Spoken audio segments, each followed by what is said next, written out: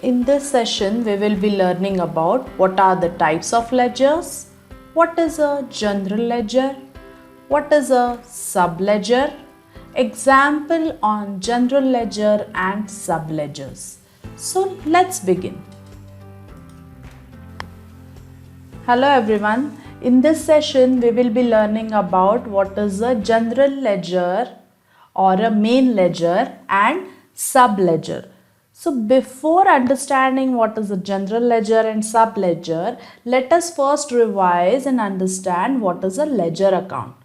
So ledger account is where journal entries posted. Every asset, liability, income, expenses have a separate ledger account. All debit and credit entries related to that particular account are posted here. Ledger account shows the position of particular asset, liability, income, expenses as at a particular date. Every asset, liability, income and expenses has a separate ledger account. All the journal entries related to that particular asset, liability or expense and income are posted in that particular ledger account. And at the end of a particular date, every ledger will either show a debit balance or a credit balance. So in case of manual accounting, all these accounts are balanced as at the end of a particular time, usually a month. In case of computerized accounting, we can select a period from to and find out what is the position of the ledger account at the beginning of the period, the transactions in the ledger account during that period, and what is the closing balance at the end of the period. Let's see the example. Now this is a cash account, then sales account, Messrs A Limited account. So all the opening balances, transactions during the period and the closing balances will be recorded in the separate ledger account. Then these balances will be carried forward as at the end of the particular period to the next period. So if we want to prepare a trial balance as on a particular date, we need to find out what is the balance in the ledger account, and then this balance is reflected in your trial balance. So now let us understand what are the types of ledger account. One is your general ledger or main ledger. One more is subledger. Now in case of small business where the number of transactions are less, there is no need to maintain subledgers. All the ledger accounts can be general ledger and they will be reflected in the trial balance. So all these ledger accounts can be a general ledger and they can be reflected in the trial balance. But now imagine if there is a large business organization wherein there are lakhs of transactions in a particular day. So in that case, we need to maintain a subledger. Let's see one example about this in detail. So in case of large business, we have lakhs of transactions and thousands of clients, suppliers. So let's take one example. Say we have a business of, he is a dealer in chocolate and he has client A, client B, client C, client D and so on. The business has thousands of clients. Now if we try and prepare a ledger account, that is general ledger account for this thousands of clients, as on the particular day, if we want to prepare a trial balance, all the balances of this individual client account will be reflected in trial balance and trial balance will be running into pages. Instead of that, what we are doing is we are grouping all this client account together and preparing one general ledger account known as accounts receivable. Now, this individual client's account will be our subledgers. Separate subledgers are required for each client, and then these subledgers are linked to general ledger, that is accounts receivable. If we want to post some sales entry or receipts from the clients or sales return, we have to post those entries in the individual subledgers. The general ledger, that is accounts receivable account, will have a total of all these individual subledgers. So now instead of having a general ledger account for everybody, we will have A's account, B's account and C's account. And if there is some sale to A's account, so it will be reflected in the subledger A. If there is some receipt from B, it will be reflected in the subledger B. If there is a sales return from C, it will be reflected in the subledger C. Then all these accounts taken together are linked and totaled, and there is a general ledger which is known as accounts receivable account. Now this accounts receivable account single ledger will be reflected in our trial balance. Similarly, for credit purchases, we have subledgers for individual creditors, and then they are linked to general ledger accounts payable. Now let's see an example of how to prepare a general ledger and a subledgers. Prepare general ledger, accounts receivable account and subledgers for the month of April 2019 in the books of Mr. Pratik. Okay, so first April 2019 opening balance. So we have subledgers. We have A's account data rupees 25,000 balance, B's account data rupees 20,000 debit balance, C's account data rupees 55,000 debit balance, D's account data rupees 26,500 debit balance, E's account data rupees 45,000 debit balance. Then there is a general ledger, accounts receivable account rupees 1,71,500 debit balance as on 1st April 2019. Now if you check this general ledger accounts receivable 1,71,500 is nothing but total of all these subledgers as on 1st April 2019. Then we are given some transactions from 2 to 7. Then find the closing balance as on 30th April 2019 in general ledger and subledgers.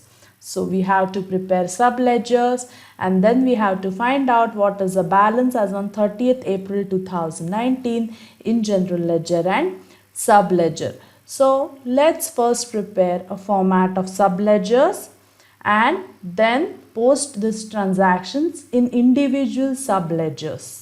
So we have prepared the individual subledgers, A's account, B's account, C's account, D's account and E's account. Now let's write what is the opening balance as on 1st April 2019 in this subledgers. A's account data rupees 25,000 debit balance. So in A's account, let us write what is the balance brought down. 1st April 2019 to balance brought down 25,000 debit. Now similarly, we have written opening balance for all the subledgers. B's account opening balance 20,000, C's account opening balance is 55,000 debit, D's account opening balance is 26,500, E's account opening balance is 45,000. Now let's look at the individual transactions and post the same in individual subledgers. 2/4/2019 sold goods to A worth rupees 55,000. So there was a sales to A. Now since nothing is given, we will assume that the sale is on the credit basis. Since payment details are not given, it is a credit sales. Now sold goods to A. So what will be the journal entry? A's account debit to sales account 55,000.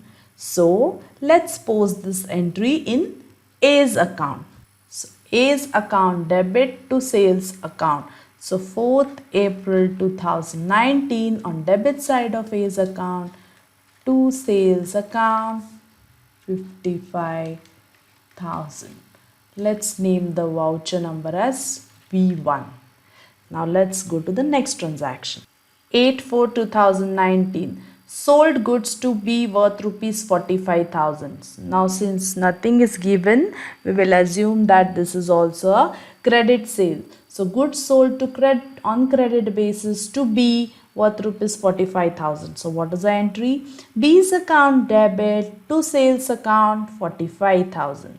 So let's post this entry in B's account.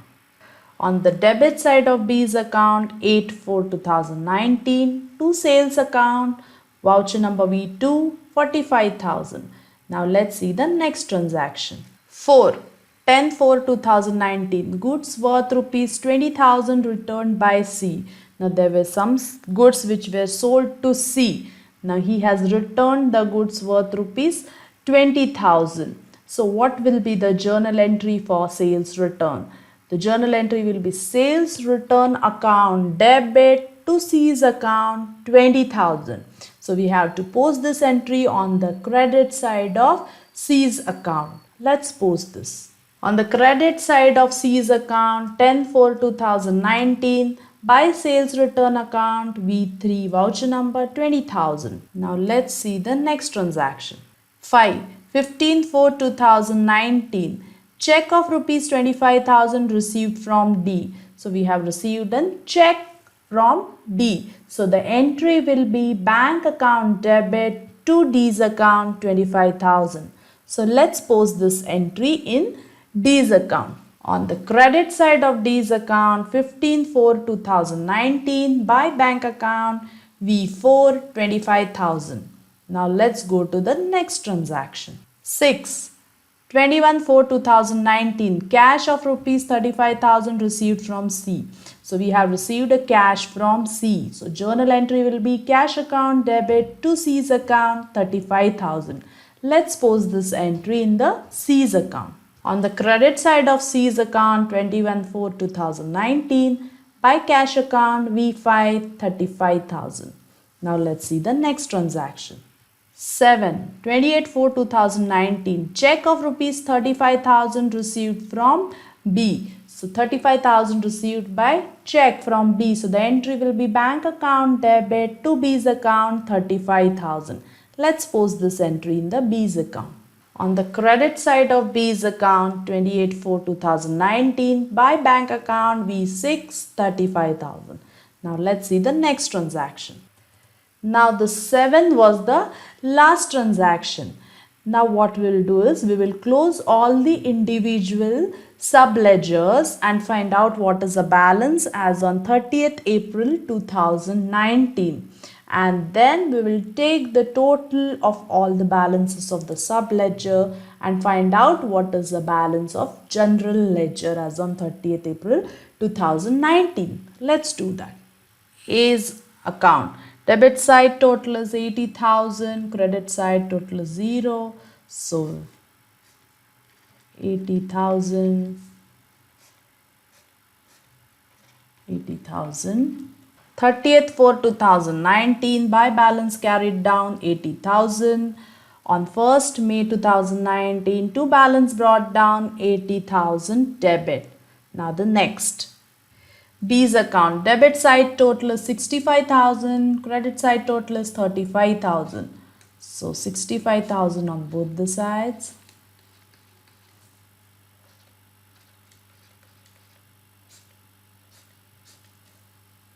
April 30th 2019, by balance carried down 65,000 minus 35,000, that is 30,000. 1st May 2019, to balance brought down 30,000 debit. Now the next. C's account. Debit side total is 55,000, credit side total is 55,000. So there is no balance which is brought down or carried down. This account is settled. Now the next. D's account. Debit side total is 26,500, credit side total is 25,000. So 26,500 on both the sides.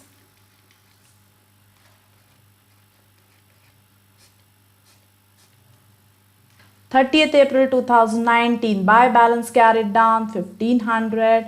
1st May 2019, to balance brought down 1500, debit. Now the next is account. Debit side total is 45,000, credit side total is 0. So 45,000 on both the sides.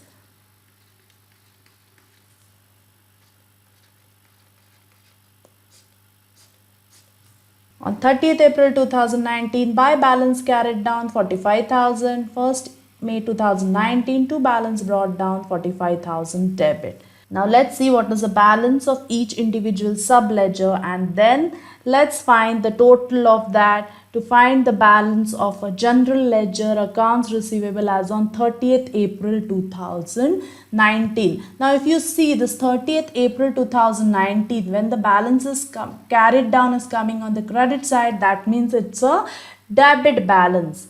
Now let's list the total of all the individual subledgers. A's account is showing 80,000 debit balance, B's account is showing 30,000 debit balance, C's account is showing nil balance, D's account is showing 1,500 debit balance, E's account is showing 45,000 debit balance as on 30th April 2019. Let's list this and take a total. So we have listed all the subledgers and the balances of the subledgers as on 30th April 2019. Now we'll take the total of this 1,56,500 and it is debit. Now this is a balance in accounts receivable as on 30th April 2019, and this accounts receivable is general ledger, whereas these are subledgers. So this was about what is a general ledger and subledger and difference between a general ledger and a subledgers.